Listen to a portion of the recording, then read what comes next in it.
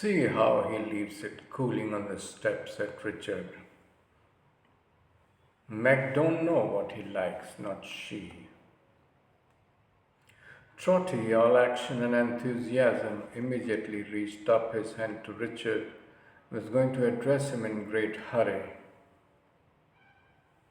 When the house door opened without any warning, and a footman very nearly put his foot into the trap. Out of the ways here, will you? You must always go and be unsetting on your steps, must you? You can't go and give a turn to none of your neighbors, never, can't you? Will you clear the road, or won't you? Strictly speaking, the last question was irrelevant as they had already done it. What's the matter? What's the matter? Said the gentleman for whom the door was open, coming out of the house at that kind of light, heavy pace, that peculiar compromise between a walking and a jog trot, with which a gentleman upon the smooth downhill of life, wearing creaking boots, a watch chain, and clean linen, may come out of his house not only without any abatement of his dignity, but with an expression of having important and wealthy engagements elsewhere. What's the matter? What's the matter? You always are being begged and prayed upon your bended knees, you are, said the footman with great emphasis to Trotty Veck, to let our doorsteps be.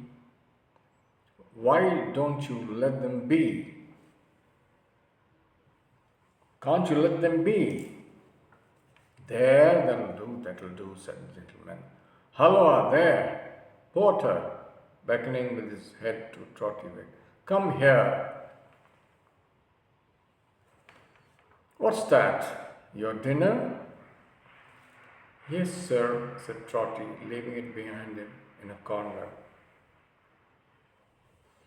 Don't leave it there, exclaimed the gentleman. Bring it here, so. This is your dinner, is it? Yes, sir, repeated Trotty, looking with a fixed eye and a watery mouth at the piece of tripe he had reserved for a last delicious tidbit, which the gentleman was now turning over and over on the end of the fork. Two other gentlemen had come out with him. One was a low-spirited gentleman of middle age, of a meagre habit and a disconsolate face, who kept his hands continually in the pockets of his scanty pepper and salt trousers, very large and dog's-eared from that custom, and was not particularly well brushed or washed. The other, a full-sized, sleek, well-conditioned gentleman, in a blue coat with bright buttons and a white cravat. This gentleman had a very red face, as if an undue proportion of the blood in his body was squeezed up into his head, which perhaps accounted for his having also the appearance of being rather cold about the heart. He who had Toby's meat upon the fork called to the first one by the name of Filer, and they both drew near together. Mr. Filer, being exceedingly short-sighted, was obliged to go so close to the remnant of Toby's dinner before he could make out what it was that Toby's heart leaped up into his mouth. But Mr. Filer didn't eat it. Thanks to Mr. Filer. This is a description of animal food, Alderman, said Filer, making little punches in it with a pencil case, commonly known to the labouring population of this country by the name of tripe. The Alderman laughed and winked, for he was a merry fellow, Alderman Cute. Oh, and a sly fellow too. A knowing fellow, up to everything, not to be imposed upon. Deep in the people's hearts, he knew them, Cute did. I believe you. But who eats tripe? Said Mr. Filer, looking round. Tripe is without an exception the least economical and the most wasteful article of consumption that the markets of this country can by possibility produce. The loss upon a pound of tripe has been found to be in the boiling 7/8 of a fifth more than the loss upon a pound of any other animal substance whatever. Tripe is more expensive, properly understood, than the hothouse pineapple, taking into account the number of animals slaughtered yearly within the bills of mortality alone, and forming a low estimate of the quantity of tripe which the carcasses of those animals, reasonably well butchered, would yield. I find that the waste on that amount of tripe, if boiled, would victual a garrison of 500 men for 5 months of 31 days each, and a February over. The waste, the waste. Trotty stood aghast, and his legs shook under him. He seemed to have starved a garrison of 500 men with his own hand. Who eats tripe? Said Mr. Filer warmly. Who eats tripe? Trotty made a miserable bow. You do you? Said Mr. Filer, and I'll tell you something. You snatch your tripe, my friend, out of the mouths of widows and orphans. I hope not, sir, said Trotty faintly. I'd sooner die of want.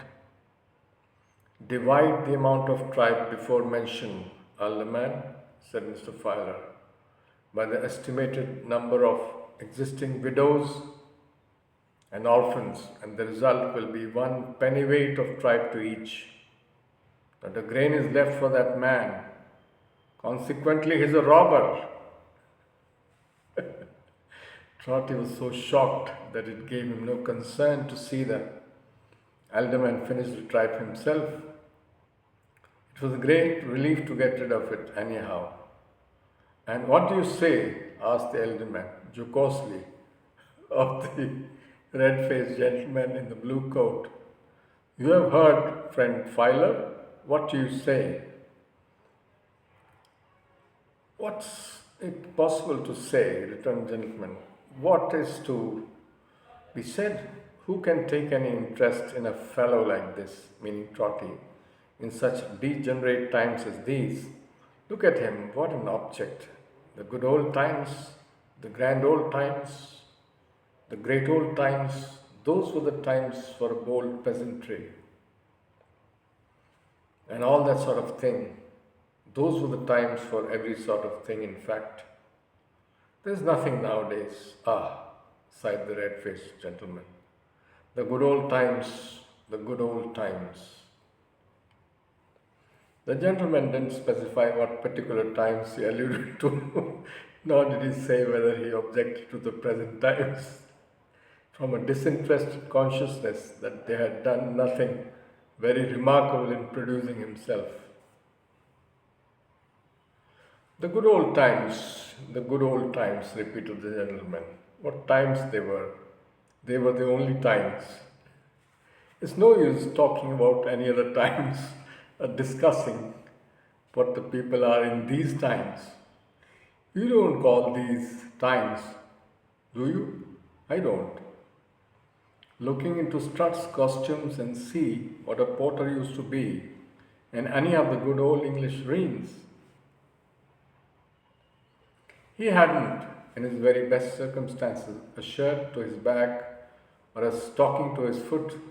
There was scarcely a vegetable in all England for him to put into his mouth, said Mr. Filer. I can prove it by tables. But still the red-faced gentleman extolled the good old times, the grand old times, the great old times. No matter what anybody else said, he still went turning round and round in one set form of words concerning them The poor squirrel turns and turns in its revolving cage, touching the mechanism and the trick of which it has probably quite as distinct perceptions as ever this red-faced gentleman had of his deceased millennium. It is possible that poor Trotty's faith in these very vague old times was not entirely destroyed, for he felt vague enough at that moment.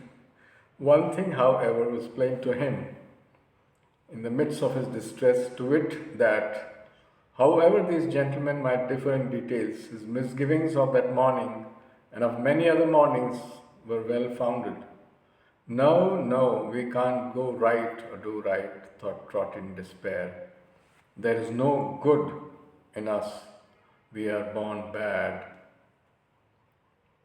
But Trotty had a father's heart within him, which had somehow got into his breast in spite of this decree, and he could not bear that Meg, in the blush of her brief joy, should have her fortune read by these wise gentlemen. God help her, thought poor Trotty, she will know it soon enough.